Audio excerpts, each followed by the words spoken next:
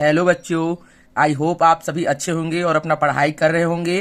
तो आज के इस वीडियो में मैं आप लोगों को अध्याय 2 प्रश्नावली 2 के 11वां क्वेश्चंस को बताने वाला हूं। तो ठीक है, क्वेश्चन कुछ इस प्रकार है। 5 वर्ष पूर्व मेरी आयु मेरे पुत्र की आयु की तिगुनी थी। 10 वर्ष पश्चात मेरी आयु मेरे पुत्र की आयु की दुगनी हो जाएगी।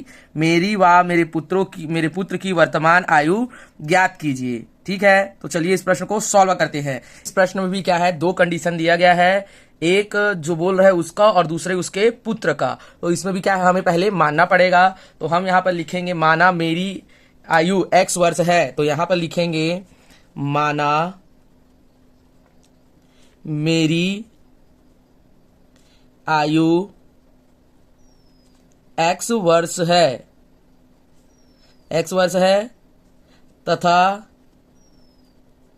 पुत्र की आयु क्या मानेंगे, इसको y वर्ष मानेंगे। ठीक है, उसके बाद हम लोग बोलते हैं प्रश्नानुसार। तब प्रश्नानुसार उसके बाद बोलेंगे प्रथम स्थिति हेतु समीकरण। तो यहां पर भी दो स्थिति बन रहा था, तो पहले स्थिति को लिखेंगे माना प्रथम स्थिति हेतु समीकरण। माना प्रथम स्थिति हेतु समीकरण। तो इसमें क्या बोला है, पहले 5 वर्ष पूर्व बोला है, तो लिखेंगे 5 वर्ष पूर्व मेरी आयु। पहले कंडीशन को लिखते हैं 5 वर्ष पूर्व मेरी आयु।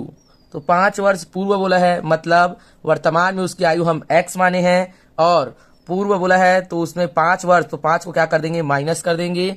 उसके बाद बोलेंगे 5 वर्ष पूर्व मेरे पुत्र की आयु। तो यहां पर लिख सकते हैं 5 वर्ष पूर्व, 5 वर्ष पूर्व पुत्र की आयु,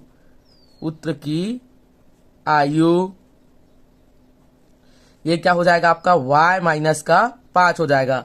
अब क्या बोला है उसके बाद कि आपका क्या हो जाएगा, 3 गुना हो जाएगा बोला है। मेरे पुत्र की आयु 3 गुना, मेरे पुत्र की आयु के 3 गुना हो जाएगी। तो देखिए सबसे पहले क्या है, उसके पिता की आयु क्या है, x माइनस 5 बराबर क्या बोला है आपका, ये पहले इसके आयु को लिख लेते हैं y माइनस 5। अब क्वेश्चन ये बोला है मेरे पुत्र की आयु की कितना हो जाएगा बोला है, तिगुनी हो जाएगी। मेरे पुत्र की आयु की तिगुनी हो जाएगी, मतलब थी। तो यहाँ पर हम तिगुनी इसके पुत्र के आयु में कर देंगे। फिर उसके बाद क्या करेंगे, उसके बाद इसका इसके साथ में गुणा कर देंगे। तो ये आपका x माइनस 5 बराबर 3y और माइनस का 15। फिर इनको क्या करेंगे, इधर पक्षांतर कर देंगे। तो ये आ जाएगा आपका x माइनस 5 माइनस में 3y और प्लस का 15। क्या इधर आता है तो चिन्ह चेंज हो जाता है। तो यहाँ पर क्या होगा आपका, ये 15 और 5 आपस में क्या हो जाएंगे, घट जाएंगे, क्योंकि ये ऋण का है ये धन का है। तो ये हो जाएगा x माइनस 3y और प्लस का 10 बराबर क्या हो गया आपका 0। ये प्रथम स्थिति हेतु क्या आया आपका समीकरण। इसको हम मान ले रहेंगे, अभी समीकरण 1 मान लेंगे। अब लिखेंगे द्वितीय स्थिति हेतु समीकरण। द्वितीय स्थिति हेतु समीकरण, द्वितीय स्थिति हेतु क्या समीकरण। तो इसमें क्या बोला है, 10 वर्ष पश्चात बोला है। तो यहां पर लिख लेंगे 10 वर्ष पश्चात। तो यहां पर बोलेंगे 10 वर्ष पश्चात, 10 वर्ष पश्चात मेरी आयु, 10 वर्ष पश्चात मेरी आयु। तो यहाँ पर जो मेरी है उसका आयु क्या था, x था। तो 10 वर्ष मतलब 10 को यहाँ पर क्या करेंगे, जोड़ देंगे। उसके बाद 10 वर्ष पश्चात, 10 वर्ष पश्चात पुत्र की आयु,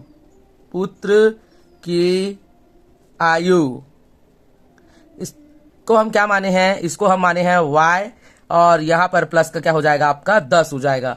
ठीक है, इसमें भी क्या बोला है आपको कि मेरी पुत्र की आयु की दुगनी हो जाएगी बोला है इसमें। तो जो ये रहा, जो मेरी आयु है उसका x प्लस 10 और मेरी पुत्र की दुगनी हो जाएगी बोला है। तो 2 को यहाँ लगा देंगे और ये रहा उसके पुत्र की आयु रहेगा। ठीक है, तो यहाँ पर इस 2 का इधर क्या कर देंगे, गुणा कर देंगे। तो ये हो जाएगा 2y प्लस 10 दूनी क्या हो जाएगा उसका 20, और यहाँ पर x प्लस 10। अब यहाँ पर इसको इधर पक्षांतर कर देंगे तो x प्लस 10 माइनस 2y और माइनस का क्या हो जाएगा 20 बराबर में इधर 0।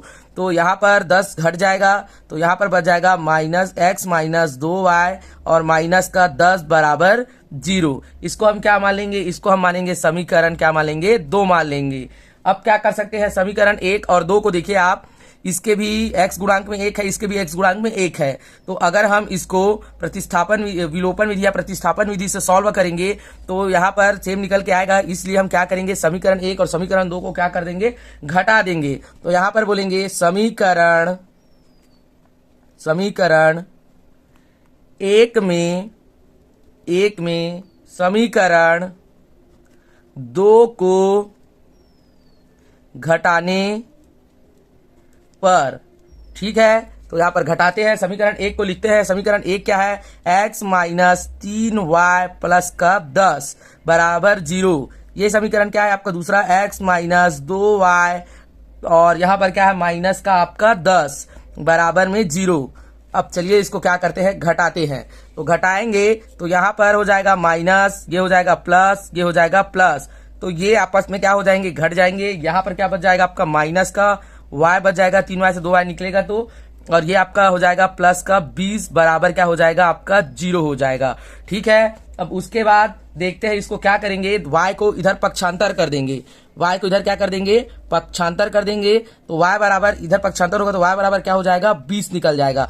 मतलब कि उसकी पुत्र की आयु क्या हो गया 20 वर्ष। अब इस y के मान को अब हम क्या करेंगे, समीकरण 1 में रख देंगे। तो यहां पर लिखेंगे समीकरण 1 में y का मान रखने